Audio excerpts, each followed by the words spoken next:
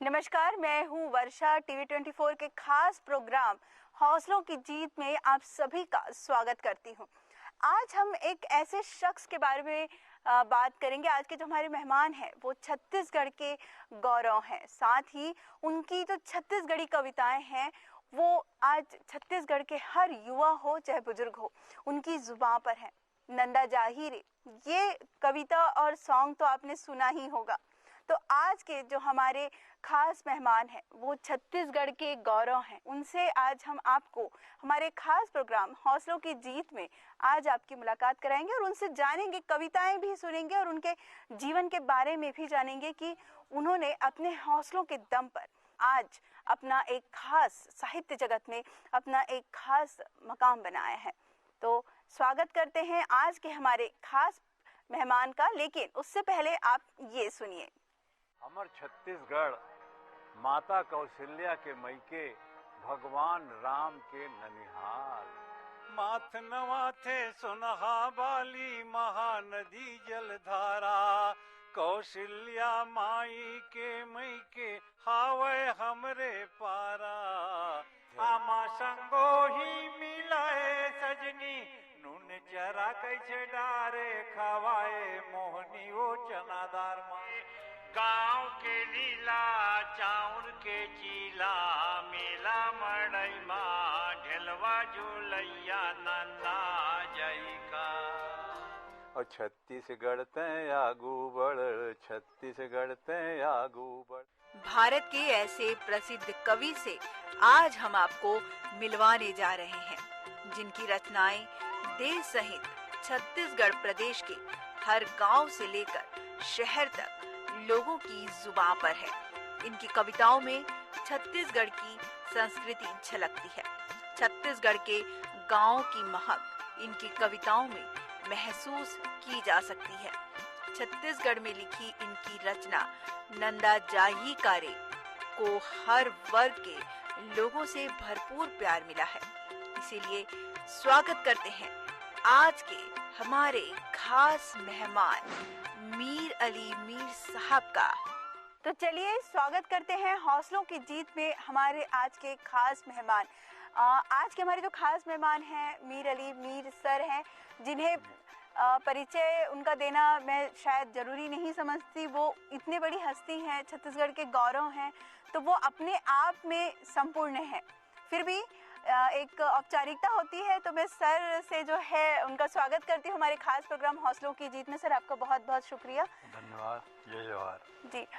Sir आपसे सबसे पहले जानना चाहेंगे कि आपका जो है कविताओं का सफ़र कैसे शुरू, आपकी कविताओं के सफ़र के बारे में सबसे पहले हम शुरुआत करना चाहेंगे। कविताएं जीवन में कैसे रंग भरती हैं, ये मैं जब प्राइमरी स्कूल में चौथी क्लास में था तो प्राइमरी स्कूल के हेडमास्टर थे शंकर लाल कश्यप जी। उन्होंने स्कूल में एक कार्यक्रम रखा और उस कार्यक्रम में सांस्कृतिक साहित्यिक लोगों के बीच अपनी बात कहने के लिए उन्होंने एक छोटी सी नाटिका, जिसमें एक देश प्रेम का संबंध हो, सन 1962 का वो काल था, तो मैं मेरी प्रतिभा को देखते हुए वो मुझे एक कविता लिख के दिए, बेटा इसको याद कर लो, फिर कार्यक्रम में आपको सबके सामने इस कविता को पढ़ना है। तो वहाँ से मेरे को ऊर्जा मिली कि रंच मात्र धरती भी देना हमें नहीं स्वीकार है, और भारत का हर वीर सिपाही पत्थर की दीवार है, कि जो चोरी से मेरे घर पर अपनी नजर उठाएगा वह पापी वीरों के हाथों मिट्टी में मिल जाएगा। कि रंच मात्र धरती भी देना हमें नहीं स्वीकार है, और भारत का हर वीर सिपाही पत्थर की दीवार है। इस कविता में जो ओज है और जो शाब्दिक अर्थ है, अब मैं समझता हूँ इस उम्र में आने के बाद कि प्राथमिक विद्यालय में हमारे शिक्षक कैसी कल्पना करते थे ताकि समाज में एक नया संदेश जाए। वहीं से मेरे मन में कविता के प्रति लगाव पैदा हो गया। और उस समय की पढ़ाई में कविताएं रटाई जाती थी। अपने क्लास की जो किताबों में कविताएं हैं उन किताबों की कविताओं को रटा जाता था। जैसे माँ खादी की चादर दे दे मैं गांधी बन जाऊं, इस प्रकार की कविताएं हमारे मन में आज भी है कि लोगों के बीच यदि अपनी उपस्थिति अंकित करना, अपनी प्रतिभा को आप प्रस्तुत करेंगे तो कविता को यदि माध्यम बनाएंगे हम कि अटकन बटकन दही चटाका लहुआ लाटा बनके काटा तुहुर तुहुर पानी गिरे, माने इस प्रकार की छोटी छोटी सांकेतिक भाषाओं के माध्यम से लोगों के बीच अपनी उपस्थिति अंकित कराना। और मैं लोगों को देखता रहा, लोगों को सुनता रहा। तो उस उम्र से ही मैं, एक काल था जब बिजली नहीं हुआ करती थी हमारे घर में, तो हमारे पड़ोस में गौटिया जी के यहाँ रेडियो हुआ करता था सेल वाला। वो रेडियो का नाम भी मुझे याद है, नेल्को। नेल्को के रेडियो के दोनों तरफ इधर ऑन ऑफ करने का था, इधर उसका ट्यूनिंग करने का था। तो मैं जब बैठ के सुनता था तो गाने की आवाज़ मेरे हाथ पैर थिरकने लगते थे। तो घर के लोग हंसते थे, वहाँ पे जो भी महिलाएं रहती थी वो बोलती थी ये मटकता क्यों है। तो ये चीज़ जो है पता ऐसा लगता है कि रंग में, शरीर में, अपने वातावरण में, परिवेश में संगीत का जो असर है वो मुझे बचपन से देखने में मिला है, सुनने में मिला है। और आज भी मैं रेडियो ही सुनता हूँ। और देखने की बात यह है कि वर्तमान में भी गीतों के माध्यम से बहुत सारी बातें, बहुत सारी शिक्षाएं दी जा सकती हैं। छोटे बच्चों को भी आपको अच्छी शिक्षा देनी है तो गीत को एक माध्यम बनाएं। और वही गीत मेरा माध्यम बन गया। और आज मैं आप लोगों के समक्ष हूँ कि गीत ने कैसी ऊर्जा प्रदान की, कैसी प्रेरणा दी कि आज मैं लोगों के बीच काव्य पाठ करने के लिए उपस्थित रहता हूँ। बिल्कुल सर, ये बहुत अच्छी बात है कि आज भी जो है आप रेडियो सुनते हैं। और आपने इतनी अच्छी बात बताई कि आपके यहाँ उस समय जो है बिजली नहीं हुआ करती थी, फिर भी जो है आप आपके जो गोठिया हैं उनके यहाँ पर जा कर के आप जो है कविता सुनते थे और सारी चीज़। और आज भी वो सफ़र, आज भी वो जो आपकी हैबिट है वो आज भी बरकरार है रेडियो सुनने की। तो अब हम जानना चाहेंगे सर से कि सर जैसा कि आपका बचपन कैसा रहा, आपने अपने बचपन की बात बताई, अपने टीचर की बात बताई। आपने ये कहा कि उस समय जो है कविताओं को जो है रटाया जाता था, है ना, खादी की आपने बात कही, महात्मा गांधी की सारी। तो आपके बचपन के बारे में जानना चाहेंगे कि आपका बचपन कैसा था। मेरा बचपन कवर्धा, जो आज कबीरधाम जिले में है, वहाँ मेरा जन्म हुआ। सकरी नदी के किनारे, और वो सकरहा घाट का किनारा, ये दो चीज़ें मेरे जीवन में बहुत ज़्यादा परिवर्तन लाई है। सकरी नदी के किनारे सकरहा घाट का किनारा, एक बहुत बड़ा विशाल बरगद का पेड़ और वो पेड़ की छाया। और जब हम नदी में जाया करते थे उस समय बचपने में नहाने के लिए, तो एक ग्रुप हुआ करता था, खूब बड़े बड़े पत्थर से हम लोग कूद कूद कर नहाते थे। वर्षा ऋतु में तो इतना ज़्यादा पानी बढ़ जाता था कि बैहा पूरा आगे बोलते थे, माने बहुत शोर से के साथ, आवाज़ के साथ वो नदी बहती थी। माने ऐसा एकदम 90 डिग्री एंगल लेके वो टोंग पथरा आज भी मेरे मन में है। तो मैं अपने बचपन में बड़े नदी में, नदी के आसपास तैरना, खेलना, कूदना, नदी के उस पार बाग बगीचा, आम का छोटा बगीचा, बड़ा बगीचा, फिर जाम का बगीचा जिसको जाम बारी बोलते थे। और खेतों खलिहानों में, हमारे तरफ क्या है, कवर्धा में उन्हारी ज़्यादा होता है। उन्हारी मतलब चने की फसल बहुत होती है। चना है, तिल्ली है, राहर है। चना, तिल्ली, राहर के लिए कवर्धा जाना जाता है। रायपुर में बताते हैं जब वो मार्केट में तिल्ली बिकने के लिए आता था, लोग कवर्धा का तिल्ली नाम सुन के खरीदते थे, उसका सैंपल नहीं देखते थे, खरीद लो बोले, कवर्धा से आया है, माने एकदम खालिश रहेगा। माने इन सब चीज़ों को के बीच मेरा गुजरा। और वो अधियारा के साथ बियारा में जाना, वो खेतों में जा कर के उनके कामों का अवलोकन करते रहना, और सारी खेती बाड़ी में जितने भी औजार लगते थे उन औजारों के बारे में भी जानकारी लेते रहना और उनको काम करते हुए देखना। ये चीज़ में मेरा बचपना गुजरा। गांव है और शहर है, उसमें किसानों के मन में किस प्रकार अपने खेत के प्रति प्रेम का उद्गार होता है, वो मैंने देखा अपने बचपने में। और आज भी मैं जब किसानों के बीच गांव में जाता हूँ, वही खेत खलिहान का आनंद लेने का प्रयास करता हूँ। बिल्कुल। अभी जैसे अभी भी क्या वो सफर आपका जारी है? बचपन की यादें अभी भी आप कवर्धा में जाकर के जो है वो पूरी करते हैं, ताज़ी करते हैं अपने दोस्तों के साथ में? हाँ, अभी मैं कवर्धा जाता हूँ तो सकरहा घाट जाता हूँ, लेकिन अब वो सकरहा घाट बड़ा बदला बदला सा हो गया है। वो बरगद का विशाल वृक्ष नहीं रहा, और नदी में वो पवित्रता नहीं रही। पहले तो हम लोग पानी ऐसे खंगाल लेते थे, मुंह डाल के पी लेते थे, बंदर के जैसे। चिल्लू में नहीं लेते थे, सीधा मुंह डाल के ही पी लेते थे। तो अभी भी वो मजा है? अभी मजा लेते हैं, लेकिन वहाँ पे डर लगने लगा। अब प्रदूषण इतना हो गया है, शहर का पूरा गंदा पानी नदी में आने लगा है, तो अब मन जो है डरता है। तो अब क्या है, नल जल योजना है, तो उसके माध्यम से हम लोग प्यास बुझा रहे हैं। लेकिन एक ज़माना था जब हम नदी के तालाब के पानी से अपनी प्यास बुझाते थे। वही अखरता है, वही देखता है।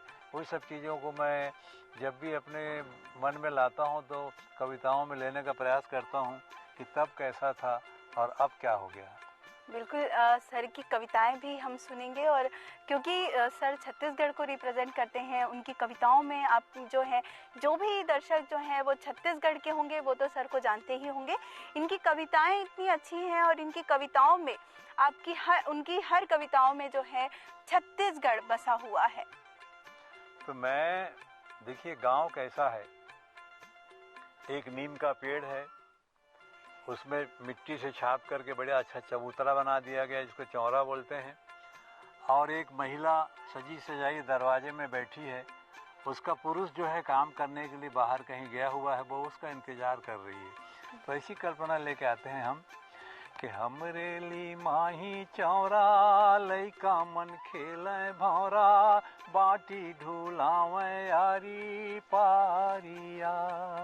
कि हमरे ली माही चौरा, हमरे ली माही चौरा, और हमरे ली माही चौरा, और लइका मन खेले भौरा, बाटी ढूलावे यारी पारिया।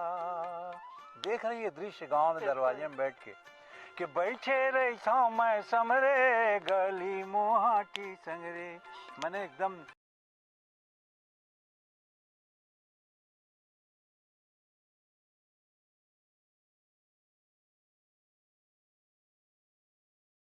आता होगा और कल्पना कर रही है, बैठे रही था मैं समरे, गली मोहाटी संगरे। कि बैठे रही था मैं समरे, गली मोहाटी संगरे, अंतस के पीरा लागे भारी। कि हमरे ली माही चौरा, और लइका मन खेले भौरा, बाटी ढूलावे यारी पारिया। कि कम चिल के फांस लागे, नहीं छोड़ो जी हाँ जाबे। प्रेम देखो, वो कमचिल के फांस का दर्द, उतना दर्द उसको प्रेम में है। और वो कहती है कि कमचिल के फांस लागे, नहीं छोड़ो जी हाँ जाबे। कि कमचिल के फांस लागे, नहीं छोड़ो जी हाँ जाबे, पीरा पीरा वे बलिहारिया। कि हमरे ली माही चौरा, और लइका मन खेले भौरा, बाटी ढूलावे यारी पारिया। बिल्कुल। दर्शक आप देख रहे होंगे, जो छत्तीसगढ़ के होंगे उन्हें तो समझ में आया होगा, साथ ही साथ जो छत्तीसगढ़ में बसे होंगे, मीर अली मीर सर की कविताओं में छत्तीसगढ़ बसता है। यदि आप छत्तीसगढ़ नहीं भी घूमे होंगे, यदि उनकी कविता पाठ आपने कर ली, तो आप छत्तीसगढ़ का पूरा आनंद आप ले सकते हैं, क्योंकि सर की कविताओं में छत्तीसगढ़ का पूरा जो है रस होता है, आनंद होता है, वहाँ का कल्चर होता है, सारी चीज़ें होती हैं। तो यदि जिन्होंने मीर अली मीर सर की कविताएं नहीं पढ़ी हैं, तो वो जरूर से उन्हें पढ़ें, उन्हें जानें। छत्तीसगढ़ को जो भी जानना चाहेगा, मैं ये कहूँगी अपने हमारे प्रोग्राम के माध्यम से हम आपसे ये कहना चाहेंगे कि वो मीर अली मीर सर की कविताएं जरूर पढ़ें, और छत्तीसगढ़ को बहुत करीब से, खासकर छत्तीसगढ़ के जो कल्चर है, छत्तीसगढ़ी रीति रिवाज जो है, उनको आप जरूर जान पाएंगे। आप कविताएं लिखते हैं, आपने अपने कविताओं का सफ़र हमें बताया, गांव का परिदृश्य भी बताया, आप बचपन आपका कैसा रहा उस पर भी हमारी बात हो गई। अब हम बात करना चाहेंगे कि आपकी वो पहली कविता कौन सी थी, जिसे आपने सबसे पहले, जो आपकी कलम जब आपने कविता लिखने के लिए उठाई थी, तो वो पहली कविता कौन सी थी आपकी लाइफ की जो सबसे पहले आपने लिखी थी? वो पहली कविता तो कुछ लाइन ही मेरे को मेमोरी में है कि हमर गाँव के रहैया पचरी घाट के नहैया ते गुणवान हो गेना, गुणवान हो गेना हमर गाँव के रहैया पचरी घाट के नहैया ते गुणवान हो गेना। ऐसे करके कविता की शुरुआत मैंने की। तो शुरू में सबसे बड़ी बात यह है कि कविता जो लिखने की प्रेरणा है वो एक माध्यम बन के हम लोगों के बीच अपनी उपस्थिति अंकित कराती है। वो जब मैं स्कूली जीवन में जो भी कविताएं हमको हमारे विद्यालय के प्रभारी जो सांस्कृतिक प्रभारी हुआ करते थे वो कविताएं दिया करते थे, भजन भी लिख करके दिया करते थे, तो उनकी प्रस्तुति हम मंच में किया करते थे। इसके बाद उस जमाने में, अब जमाने में इसलिए कह रहा हूँ कि अभी इस परिवेश में मैं आजकल स्कूलों में वो चीज़ नहीं देखता कि हर शनिवार को साहित्यिक और सांस्कृतिक कार्यक्रम हुआ करते थे। शनिवार में 4 पीरियड, चौथे पीरियड में बिल्कुल है कि आपकी क्लास में साहित्यिक और सांस्कृतिक कार्यक्रम होंगे, प्रभारी बैठे रहेंगे आपके क्लास में और आपकी प्रतिभाओं को वो देखते रहेंगे किस प्रकार से आप में क्या गुण है। आप अच्छी कविता गाते हैं कि आप कविता लिखते हैं कि गीतात्मक है आपकी शैली, कि आप किसी विषय पर टेबल पर कुछ विषय लिख के छोड़ देते थे, उसमें चिट निकालो और उस पर भाषण दो, और कोई सब्जेक्ट देते थे उस पर वाद विवाद प्रतियोगिता होती थी। तो ये क्रम चलता रहा और स्काउट गाइड मेरे जीवन में इतने सारे परिवर्तन लेके आया कि उसका, हमारे सर बोलते थे स्काउटिंग इज आउटिंग। तो क्लास की पढ़ाई के बाहर खुले मैदान में, बगीचे में जाकर स्काउटिंग की पढ़ाई होती थी, उसकी ट्रेनिंग होती थी। वो मेरे जीवन में आज भी वो अनुशासन, वो डिसिप्लिन है जो मैंने स्काउट गाइड के माध्यम से सीखी। उसके बाद खेल कूद की प्रतियोगिताएं होती थी जिसमें खेल के प्रति रुचि हो, तो हम में पता नहीं क्या चुलबुलापन था कि पढ़ाई के अलावा बाकी सारा जो पाठ्येतर गतिविधियां हैं, चाहे खेल कूद हो, कविता हो, भाषण हो, सब में हम भाग लिया करते थे। और टूर्नामेंट खेलने के लिए हम लोग बाहर भी जाते थे अपने टीचर के साथ। हायर सेकेंडरी में गए तो वहाँ पे हम एनसीसी का कोर्स हमने किया और उसके माध्यम से अलग अलग जगह कैंप लगा करते थे, अलग अलग लोगों से मिलना होता था। एक कापी होती थी, कापी में हम लोग बहुत सारे नोट्स बनाते थे। तो लिखने की शुरुआत में हायर सेकेंडरी स्कूल में जाने के बाद किया और हायर सेकेंडरी स्कूल के आते आते कुछ तो सद्बुद्धि आ जाती है। और अक्सर हम लोग, जब मिडिल में था मैं, तो मेरे चाचा जी जो ग्राम सेवक रहे, राजिम के आगे जो है गांव चचौद, जिसको आजकल श्यामनगर बोलते हैं, तो मिडिल स्कूल में वहाँ से रह करके बरोंडा है वहीं से लगा हुआ, जिसको राजिम बरोंडा बोलते हैं। तो मिडिल स्कूल के कार्यक्रम में मैं जब भाग लेता था तो चाचा जी से लिखवाता था भाषण। उनके भाषण लिखने की शैली, उनका कहानी बनाने का तरीका, वो मेरा काम आया। उसके बाद मैं फिर 9वीं 10वीं 11वीं पढ़ने राजिम आया, तो राजिम का बड़ा मंच हो गया। 15-20 गांव के बच्चे वहाँ आते थे, तो उन बच्चों के बीच 9वीं क्लास तक तो हमको ऐसा लगता था कि इतनी बड़ी जगह में हम सफल होंगे कि नहीं होंगे, डर लगता था। मन में ऐसा लगता था कि हम यदि आएंगे तो इन लोग हमारी हंसी तो नहीं उड़ाएंगे, एकदम गांव देहात से आया है करके। तो इस प्रकार कविता लिखने की प्रेरणा मुझे स्कूली जीवन में मिल गई और मैं शुरू से ही छत्तीसगढ़ी में लिखने का ज़्यादा प्रयास किया। बिल्कुल। तो सर, आपने अपनी जो पहली कविता है वो आपने हमें सुनाई, साथ ही साथ आप कहाँ से, और छत्तीसगढ़ी जो कविता लिखने का जो है आपने बताया कि आपको कहाँ से प्रेरणा मिली। आप अपने चाचा जी से जो है वो कविताएं लिखवाया करते थे। सर, आपने पहली कविता कैसे आपकी शुरुआत हुई वही तो आपने बताया, बट आपकी वो पहली कविता आपने किस जगह पर आपने पढ़ी जहाँ से आपको कवि जो है, कवि का नाम से आपको मतलब शोहरत हासिल हुई? अच्छा, अब जैसे मैं बता रहा था, राजिम जी। हायर सेकेंडरी स्कूल में 9वीं 10वीं 11वीं पढ़ता था मैं। रहते थे महानदी का किनारा, वो ब्रह्मचर्य आश्रम, संत पवन दीवान जी की वो सांस्कृतिक विरासत, उस समय वहाँ का संस्कृत विद्यालय चलता था, लोग वहाँ पर हॉस्टल में रह करके वहीं रह करके पढ़ते थे।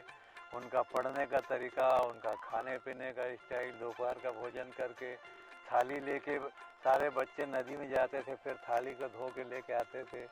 सुबह सुबह हम लोग नदी में नहाने जाते थे, दीवान जी से कई बार मुलाकात हो जाती थी, तो उनसे फिर हम कविताएं मांगने लगे 15 अगस्त 26 जनवरी के लिए। तो अब कविता मांगने जाना, उतने बड़े कवि हैं, बड़ा नाम है उनका। और हमारे साथ एक प्लस पॉइंट ये हो गया कि रत्ना हमारे साथ पढ़ती थी, उनकी बहन। वो 2 बहन आश्रम में ही रहते थे दीवान जी के साथ, और आश्रम के बहुत सारे बच्चे, उनके टीचर स्टाफ था, तो उसके साथ हम जाके सिफारिश करवाते थे कि हमको एक स्कूली कार्यक्रम के लिए कविता भाषण चाहिए करके। तो एक बार तो दिए और एक बार वो भड़क गए। दीवान जी की तो जानते हो, उनका तो एक जोर से हंसी ठहाके के शोर के बीच कभी अचानक रुक के जब वो चिल्लाते थे कि क्या पढ़ते, कौन सी क्लास पढ़ते हो तुम लोग? बोले 11वीं पहुंच गए हैं, तो खुद लिखना शुरू करो स्कूल के कार्यक्रम के लिए। मेरे से कितने बार लिखवाओगे ऐसा करके, और ये सब्जेक्ट दे दिए और कल लिख के लाना। तो 4 लाइन लिख कर लाने के लिए दिए, तो भाई अब इतनी बड़ी प्रेरणा मिली। तो मैं जो कविता में जब डूबा, जब लिखने की मेरी प्रवृत्ति जब बनती, तो उसका पूरा श्रेय जाता है संत कवि पवन दीवान को। और हमारे जो क्लास टीचर थे पुरुषोत्तम अनासक्त जी 11वीं क्लास में, वो भी कवि और कविता पढ़ा करते थे। और हमारे को एक रवि श्रीवास्तव जी इंग्लिश पढ़ाया करते थे। तो पुरुषोत्तम अनासक्त जी, रवि श्रीवास्तव जी राजिम में जब भी कवि सम्मेलन हो तो मंच में कविताएं पढ़ते थे, हम लोग सामने बैठ के सुनते थे। तो उस समय में वहाँ के मंचों में गैस बत्ती वाला था, बिजली तो थी नहीं, तो फिल्मी गाना गाया करता था। तो वो एक हमारा विद्यार्थी बोलता है, वो मुकेश वाला गाना आप गाते थे, उसको सुनाओ। तो मैं कहा अब तो मैं अपनी गाना शुरू कर दिया हूँ, आप मेरी सुनिए। तो ये आनंद जो है वाकई में एक चित्रात्मक झांकी की तरह है। और इसीलिए मैं कहता हूँ कि जब भी पीछे जा कर के हम देखें और सोचें तो एक संबल मिलता है, और कविता का जो रंग पैदा होता है।